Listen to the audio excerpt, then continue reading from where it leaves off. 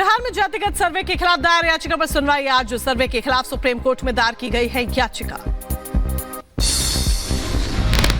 गुजरातियों पर तेजस्वी यादव की टिप्पणी पर सुनवाई आज। तेजस्वी यादव ने गुजरात के लोगों को बताया था ठग। दिल्ली के पूर्व डिप्टी सीएम मनीष सिसोदिया की कोर्ट में पेशी आज। शराब घोटाला मामले में सीबीआई की चार्जशीट पर होनी है सुनवाई। उधर राजस्थान के भीलवाड़ा गोलीकांड मामले में एसआईटी का गठन। अवैध माइनिंग के विवाद में बीजेपी नेता को मारी गई थी गोली। महाराष्ट्र में देश विरोधी बड़ी साजिश का खुलासा। कार से भारतीय सेना की लड़ाई में इस्तेमाल की जाने वाली 40 वर्दी बरामद हुई।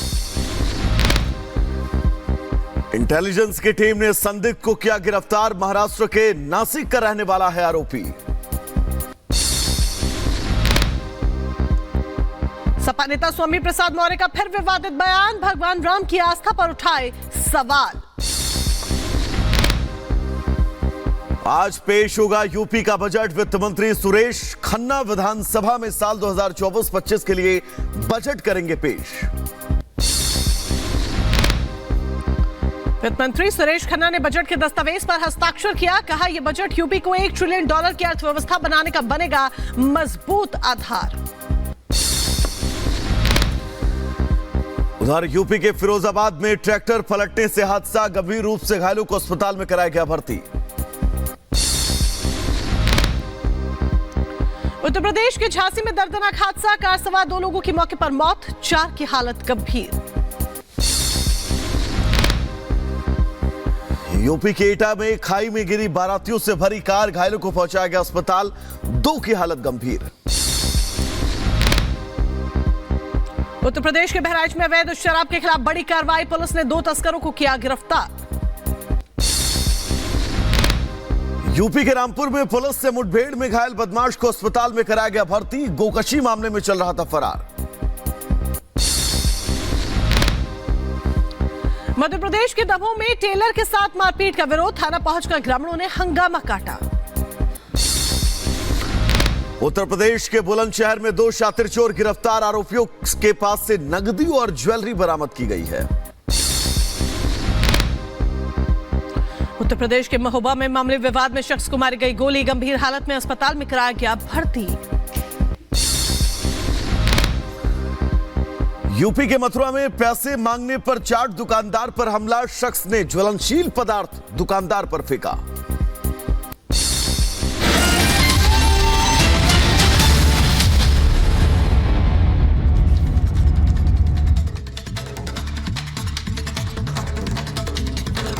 और चलिए अब आगे बढ़ते हैं और दिन भर क्या कुछ आज सुर्खियों में रहने वाला है, कौन सी वो 5 बड़ी खबरें होंगी जिन पर हमारी नजर रहेगी, वो हम आपको बताते हैं। ये देखिए आज की 5 बड़ी खबरें इस वक्त आपकी टीवी स्क्रीन पर।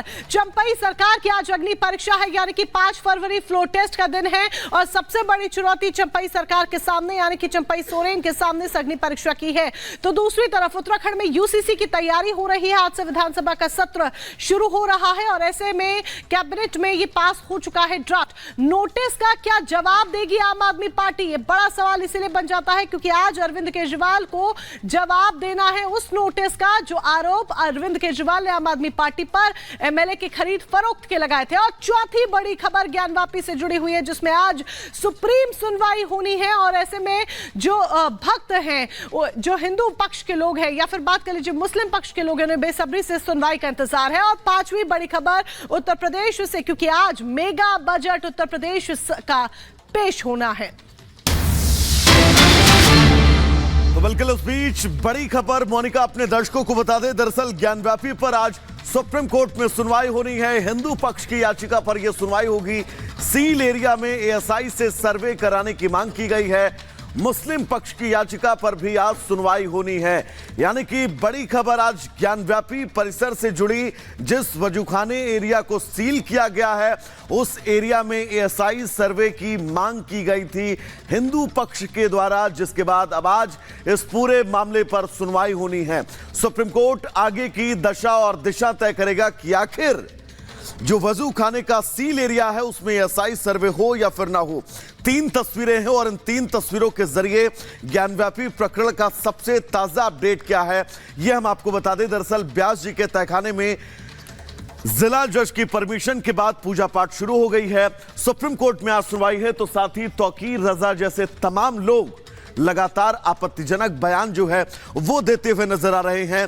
लेकिन आज की सुप्रीम कोर्ट में सुनवाई बहुत अहम है क्योंकि पूरे परिसर का एएसआई सर्वे हो चुका है। 839 पन्ने की सर्वे रिपोर्ट सामने है। ऐसे में उस वजू खाने एरिया जिसको सुप्रीम कोर्ट के आदेश के बाद ही सील किया गया था, अगर एएसआई उसके सर्वे के आदेश देती है तो हिंदू पक्ष की बड़ी जीत होगी। रिपोर्ट आपको दिखाते हैं।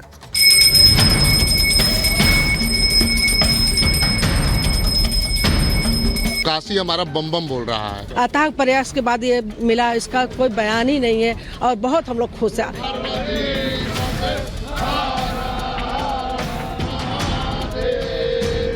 सिर्फ मुसलमानों के सब्र की वजह से अभी तक हिंदुस्तान में खाना जंगी नहीं हुई है। वाराणसी में 3 दशकों बाद ज्ञानवापी में बम बम की गूंज सुनाई दे रही है। भगवान भोलेनाथ के भक्त खुशी से झूम रहे हैं। एक और जहां ज्ञानवापी का सच सबके सामने आने का उत्साह है, तो वहीं व्यास तहखाने में दशकों बाद पूजा का अधिकार मिलने की खुशी है। ये उल्लास और उत्साह हो भी क्यों ना। आखिरकार इस हर्ष और आनंद की अनुभूति के लिए भक्तों को 30 साल से ज्यादा समय तक इंतजार जो करना पड़ा है,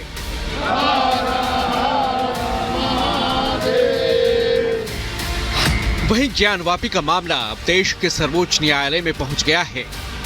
आज सुप्रीम कोर्ट में वजू खाने के सर्वे की मांग वाली अर्जी पर सुनवाई होगी। हिंदू पक्ष की तरफ से सील एरिया में एएसआई से वैज्ञानिक सर्वे करवाने की गुहार लगाई गई है, जिस पर चीफ जस्टिस की अध्यक्षता वाली 3 जजों की बेंच सुनवाई करेगी। 10 तहखानों की सर्वे की मांग वाली याचिका पर भी सुनवाई होगी। इलाहाबाद हाईकोर्ट से मुस्लिम पक्ष को झटका लगा है।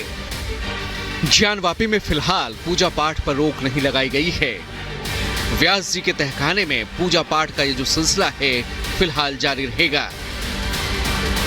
35 नंबर आइटम है सुप्रीम कोर्ट में जस्टिस चंद्रचूड़ की अध्यक्षता वाली 3 जजों की बेंच उसमें सुनेगी। उसमें 3 पॉइंट्स रखे गए हैं।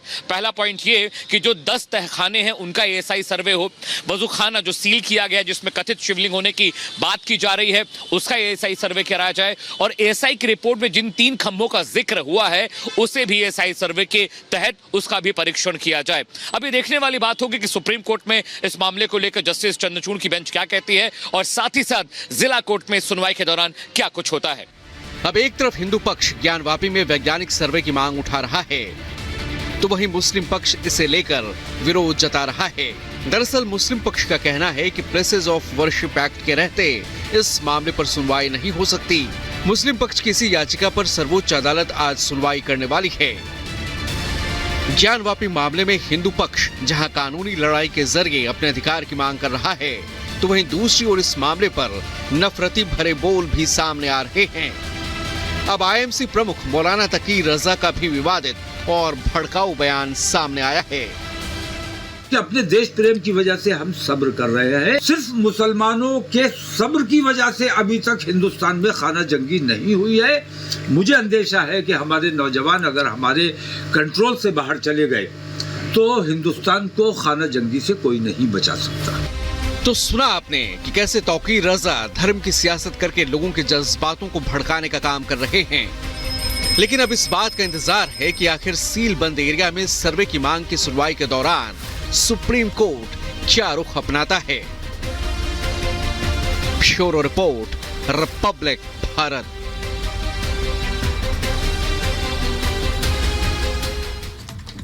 प्रधानमंत्री नरेंद्र मोदी आज राष्ट्रपति के अभिभाषण पर धन्यवाद प्रस्ताव देने वाले हैं। 1 मिनट में पूरी खबर देखिए। देश में लोकसभा चुनाव से पहले आखिरी संसद सत्र चल रहा है। मोदी सरकार के दूसरा कार्यकाल खत्म होने से पहले अंतरिम बजट पेश किया जा चुका है। बजट सत्र की शुरुआत राष्ट्रपति द्रौपदी मुर्मू के अभिभाषण से हुई। 31 जनवरी को राष्ट्रपति मुर्मू ने सत्र की शुरुआत संसद के दोनों सदनों की संयुक्त बैठक को संबोधित करके की, जिसके बाद लोकसभा और राज्यसभा में धन्यवाद प्रस्ताव पर चर्चा की गई। अब आज पीएम मोदी राष्ट्रपति के अभिभाषण पर धन्यवाद प्रस्ताव का जवाब देंगे।